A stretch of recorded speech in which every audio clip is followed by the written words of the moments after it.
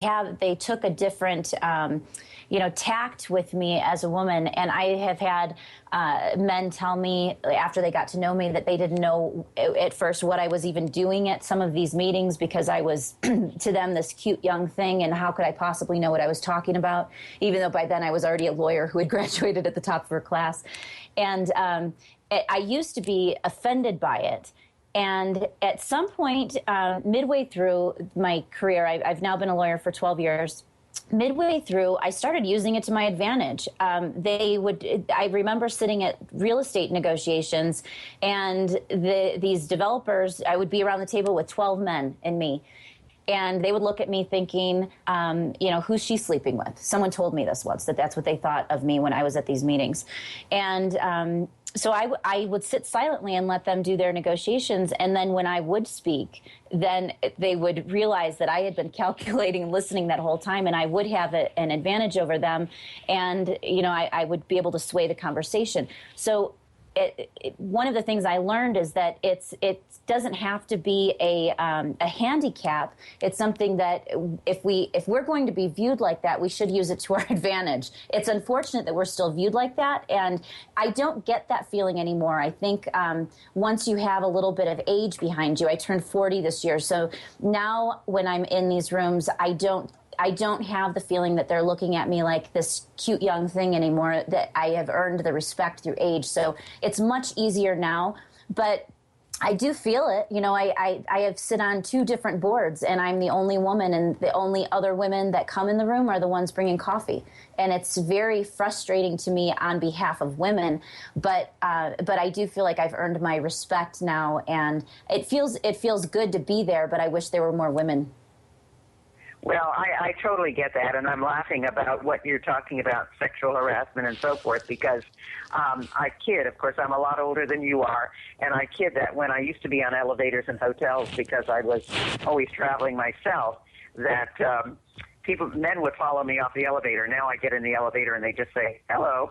So times they are a-changing. But tell us a little bit about becoming an author and a national expert on Obamacare, which was very confusing to an awful lot of people. Yes, it was. And that's why I became a national expert, actually. I was outside counsel for Jack in the Box Franchise Association, and I was general counsel for Marco's Pizza, which is a pizza franchise in Toledo, Ohio. And I also sit on the board of trustees for the largest workers' comp self-insured group in the state of California. And all of these are restaurant owners, hundreds of them. And I started holding webinars and seminars and PowerPoints to teach them the law, because I read it and I understood it. And I realized that they were just lost, and I was really providing a service. So I started doing more. And within the first year of advising them on this, I wrote my first ebook, and I was just giving it out for free.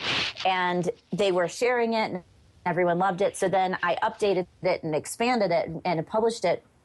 And it's wonderful to me to be able to help, because whether you're for the law or against the law poses a very real problem to employers in this country. I have one client that insured 50 people last year and has to insure 2,000 next year, and faces penalties that could be over $7 million a year. So that's a real problem that someone has to fix. And the fact that I can teach him how to comply with the law, but also different strategies, it's a great business to be in.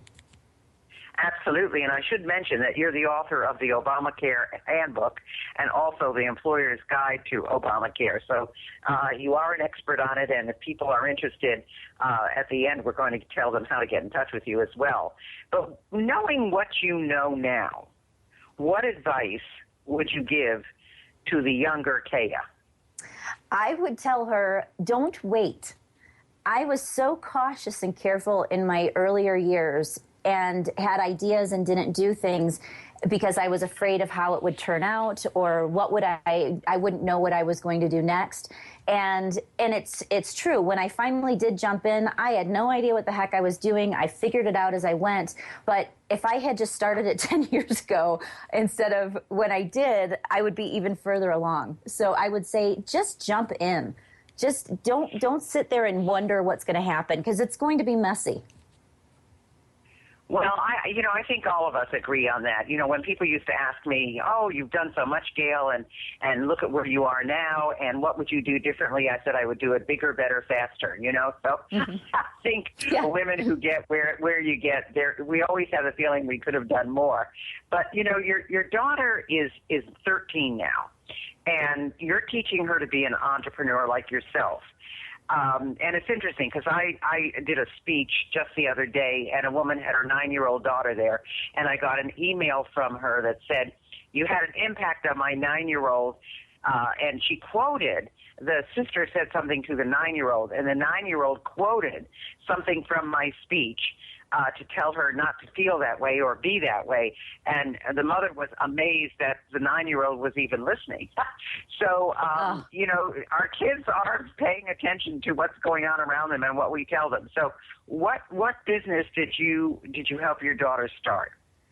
My aunt was making these beautiful handmade bracelets with the gorgeous gemstones, and she offered my daughter the ability to sell them and make a profit. And so my daughter's name's Katie. What Katie did is she created an online store with Etsy, and she created an inventory system where she has the actual each bracelet labeled, has a spreadsheet that tracks her inventory. She's been doing marketing. She learned about profit. She learned about bookkeeping. She's learned about everything. And she already has over 1,000 likes on her Facebook page. She's on there every day posting different things.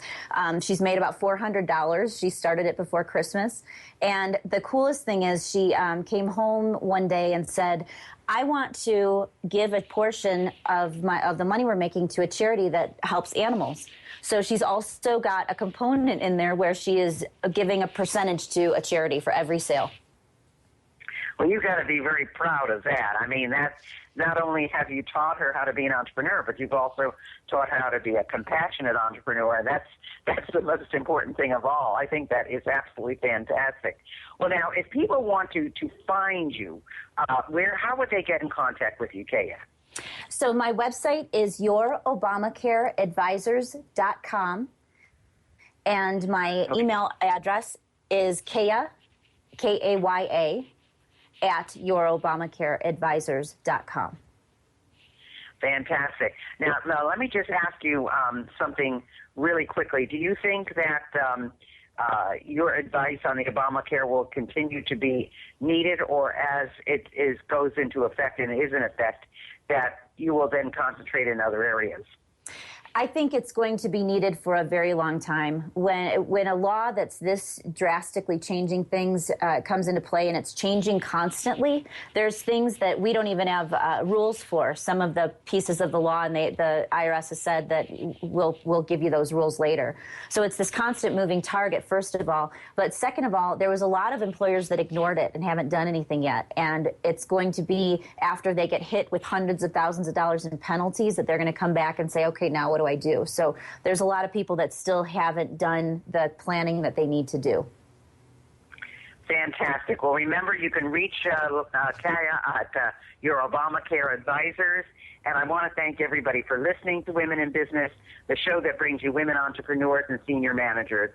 I hope you enjoyed our show today. Connect with me on Facebook and Twitter, and be sure to download my book, Life Lessons from an SOB, on my website, spunkyoldbroad.com, where you can find information on my speeches, coaching, and resources. And you can email me at gailcarson13@gmail.com. Thanks for listening.